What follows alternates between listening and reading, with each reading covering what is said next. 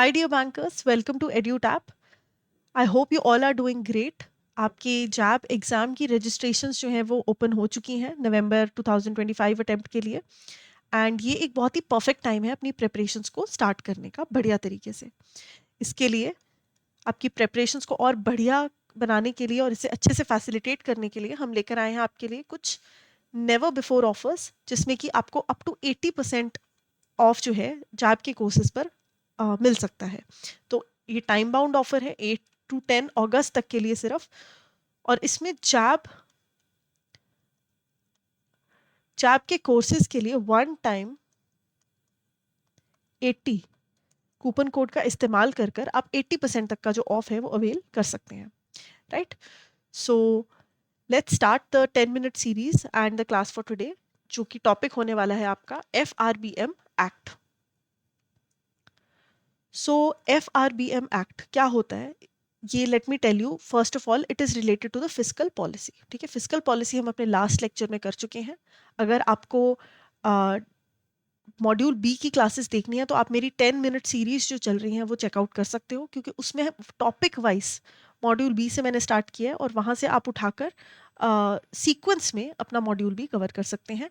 इसके आगे हम मॉड्यूल ए कवर करेंगे, उसके बाद डी कवर करेंगे एंड सी कवर करेंगे, राइट? तो इस सीक्वेंस में हम चलने वाले हैं। So coming back, FRBM act क्या होता है? ये FRBM act it is fiscal responsibility and budget management act.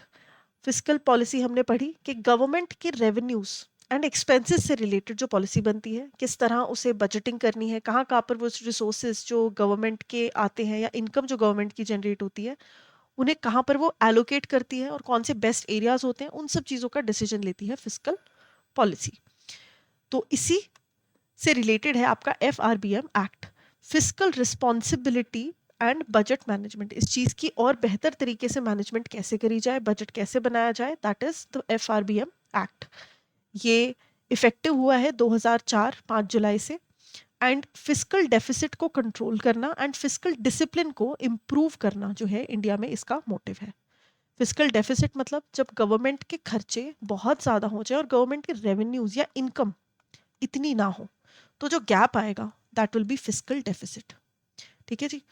तो उसे कंट्रोल कैसे किया जाए, उस गैप को कम कैसे किया जाए, है ना? खर्चे कम किए कैसे करें, और खर्चे अगर हम कम नहीं भी कर सकते क्योंकि रिसोर्स एलोकेशन जहाँ होनी है वहाँ होनी है, तो गवर्नमेंट के रेवेन्यूज को कैसे जनरेट करें, कैसे डिसिप्लिन बनाकर चलें कि ज़्यादा डेफिसिट की प्रॉब्लम हमारी कंट्री में ना आए। ठीक है जी। तो high deficits and weak budget control जो है ये बहुत एक दिक्कत है जो कि 1990s से चली आ रही थी, और इसके लिए हमें एक रिफॉर्म की ज़रूरत थी। तो इसीलिए हमारे पास FRBM एक्ट जो है वो आया। इसके मेन ऑब्जेक्टिव्स हैं मैक्रो इकोनॉमिक स्टेबिलिटी, यानी कि कंट्री में ओवरऑल जो इन्फ्लेशन को लेकर, है ना, गवर्नमेंट के रिसोर्सेज को लेकर, कहाँ कहाँ पर पब्लिक का पैसा लगेगा उनको लेकर, बेसिकली मैक्रो इकोनॉमिक जितने भी एस्पेक्ट्स हैं उन्हें लेकर स्टेबिलिटी हमें लानी है। प्रमोट करना है डेट मैनेजमेंट को, प्रूडेंट डेट मैनेजमेंट, मतलब डेट अगर ले भी रहे हो तो इस तरह से लो कि डेट के फायदे हम रीप कर सकें, बेनिफिट्स रीप कर सकें, लेकिन नुकसान जो है वो डेट के हम ना उठाएं। हम उस उतने टाइम का उतने रेट पर डेट जो है वो लें और उसे अच्छे तरीके से सही जगहों पर अप्लाई करें एंड मैनेज करें। ट्रांसपेरेंसी बहुत ज़्यादा बनाएं हम, ताकि पब्लिक को पता हो कि गवर्नमेंट का पैसा जो है वो कहाँ से आ रहा है और कहाँ जा रहा है। Provide medium term framework for budgeting and planning. ठीक है, तो बजटिंग एंड प्लानिंग के लिए एक मीडियम टर्म फ्रेमवर्क भी हमारे पास हो। तो ये कुछ मेन ऑब्जेक्टिव्स हैं इस एक्ट के।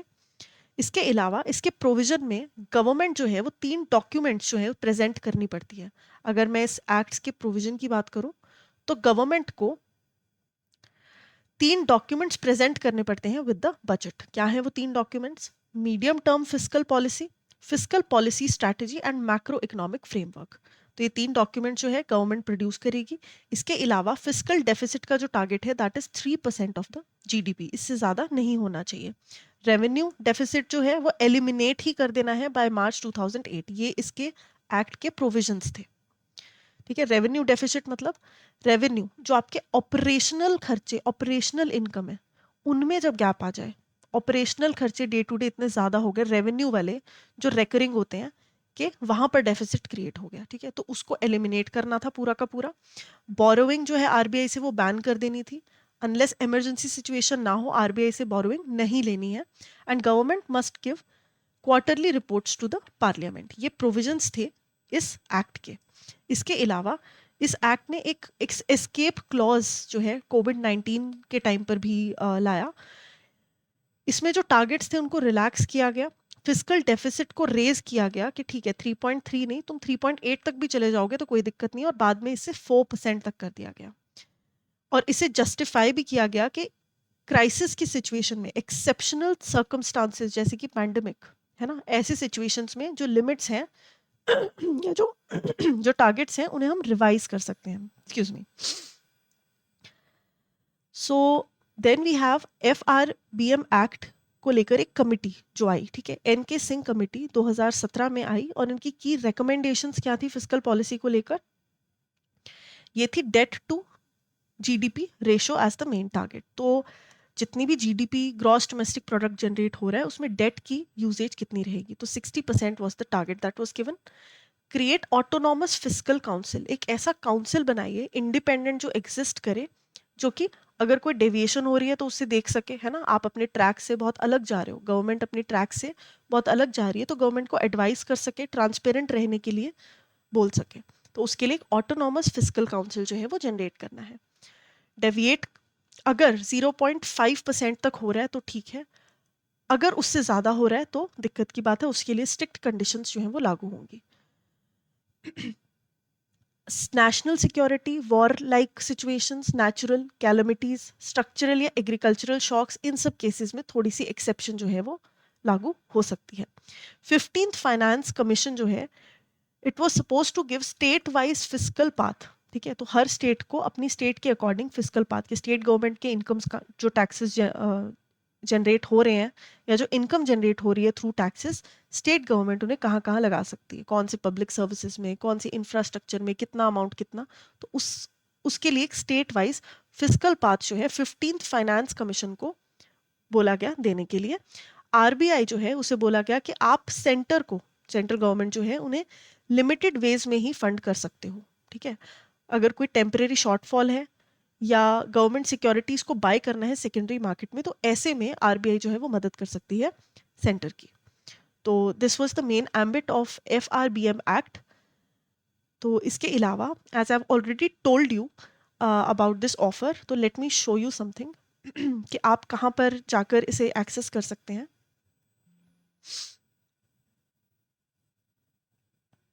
ये हमारी वेबसाइट है, और आप वेबसाइट पर जाकर edutap.in पर जाकर चैब के कोर्सेज में जाकर different types of courses as per your own need avail कर सकते हैं, और ये डिस्काउंट कूपन्स का इस्तेमाल कर सकते हैं up to a limited period of time. तो we have master course for you, जिसमें हम सारा कुछ है जो आपका इंक्लूड करेंगे. इसमें लाइव क्लासेस मिलेंगी, आपको कॉन्सेप्ट क्लासेस मिलेंगी, जिसमें कि आप इंडिविजुअल जो कंपोनेंट है उसके लिए आपको रिकॉर्डेड 15 to 20 मिनट्स की जो क्लासेस हैं मिलेंगी, और वो रिकॉर्डेड होंगी तो आप अपनी कन्वीनियंस पे कभी भी देख सकते हो. लाइव क्लासेस मिलेंगी बैच से पहले, एंड कॉन्सेप्ट नोट्स होंगे इसमें आपके पास, मॉक टेस्ट होंगे, and you can do your preparation in a very detailed manner. इसके अलावा लाइव क्रैश कोर्स भी है, जिसका बैच 4 जो है वो आप चेकआउट कर सकते हो. ये ब्रोशर है.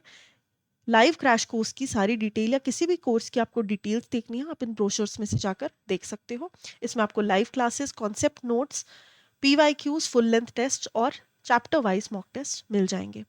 अगर आपको लगता है कि आपको किसी एक ही कंपोनेंट पर फोकस करना है, आपकी बाकी सारी तैयारी हुई है, आपको सिर्फ IE एंड IFS की क्लासेस चाहिए, तो इंडिविजुअल मास्टर कोर्सेज भी उसके लिए अवेलेबल हैं.